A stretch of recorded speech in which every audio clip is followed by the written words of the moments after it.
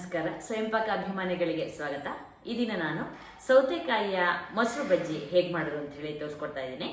ಬೇಕಾಗುವ ಪದಾರ್ಥಗಳು: ಸೌತೆಕಾಯಿ 1, ಮೊಸರು ಅರ್ಧ ಕಪ್ನಷ್ಟು. ನಾನಿಲ್ಲಿ ನೆಲಗಡಲೆ ಮೊಸರು ಇಟ್ಕೊಂಡಿದ್ದೀನಿ. ನೀವು ಮಾಮೂಲಿ ಡೈರಿ ಮೊಸರು ಬಳಸ್ಕೋಬಹುದು.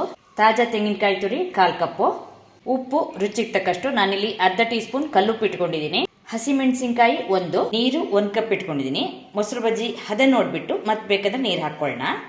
ಸೌತೆಕಾಯಿಯ ಮುಂದಿನ ಭಾಗವನ್ನು ಕತ್ತರಿಸಿ ಅದನ್ನು ಸ್ವಲ್ಪ ಈ ಥರ ಹೀಗೆ ತಿಕ್ಕಿದ್ರೆ ಬಿಳಿ ಅಂಶ ಹೋಗುತ್ತೆ.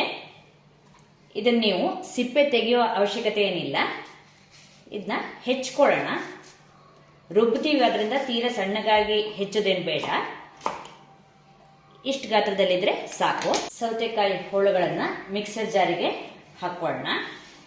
ಅದ್ರ ಜೊತೆಗೆ ಹಸಿಮೆಣಸಿನ್ಕಾಯಿ, ಉಪ್ಪು ಹಾಗೆ ತೆಂಗಿನಕಾಯಿ ತುರಿನೂ ಹಾಕಿಬಿಟ್ಟು ಒಂದ್ಸಲ ನೀರು ಹಾಕ್ತೇನೆ ರುಬ್ಕೊಳ್ಳೋಣ. ಈಗ ನಾನೊಮ್ಮೆ ನೀರು ಹಾಕ್ತೇನೆ ರುಬ್ಕೊಂಡಿದ್ದೀನಿ.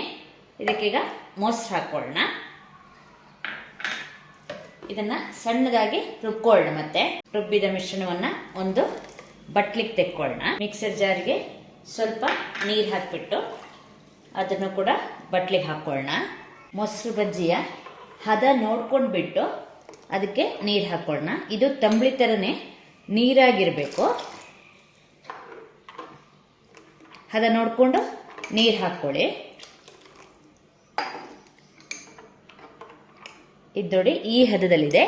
ಈಗ ಸರಿಯಾಗಿದೆ. ನಾನು 1 ಕಪ್ನಷ್ಟು ನೀರು ಹಾಕಿದ್ದೀನಿ. ಈಗ ಇದಕ್ಕೆ ಒಂದು ಒಗ್ಗರಣೆ ಸೌಟಿಗೆ ಎಣ್ಣೆ ಹಾಕಿ ಕಾಯ್ಲಿಕ್ಕಿಡಿ. ನೀವು ತುಪ್ಪ ಬಳಸೋದಾದರೆ ತುಪ್ಪನೇ ಹಾಕ್ಕೊಳ್ಳಿ.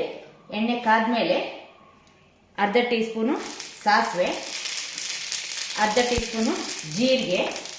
ಸ್ಟವ್ ಆಫ್ ಮಾಡಿಬಿಟ್ಟು ಮುರಿದ ಒಣಮೆಣಸಿನ್ಕಾಯಿ ಹಾಗೆ ಕರಿಬೇವಿನ ಹಾಕಿ ಬಿಸಿಗೆ ಆಗತ್ತೆ. ನೀವು ಒಗ್ಗರಣೆನ ಯಾವಾಗಲೂ ಕಬ್ಬಿಣದ ಸೌಟ್ನಲ್ಲಿ ಮಾಡಿದ್ರೇ ಉತ್ತಮ. ಒಗ್ಗರಣೆನ ಬಜ್ಜಿ ಮೇಲೆ ಹಾಕಿದರೆ ನಿಮಗೆ ಸೌತೆಕಾಯಿ ಮೊಸರು ಬಜ್ಜಿ ಸಿದ್ಧವಾಯಿತು. ಸ್ವಲ್ಪ ಮೊಸರು ಬಜ್ಜಿನ ಸೌಟಿಗೆ ಹಾಕಿ ಅದನ್ನು ಕೂಡ ಬಟ್ಲಿಗೆ ಹಾಕಿ. ಬೇಸಿಗೆ ಕಾಲ ಬಂತು ಅಂದರೆ ನಮಗೆ ಸಾರು, ಸಾಂಬಾರು ಈ ಥರದ ಬಿಸಿ ಪದಾರ್ಥಗಳನ್ನ ತಿನ್ನಲಿಕ್ಕೆ ಚೆನ್ನಾಗಿ ಅನಿಸಲ್ಲ, ಬೇಡ ಅನಿಸುತ್ತೆ.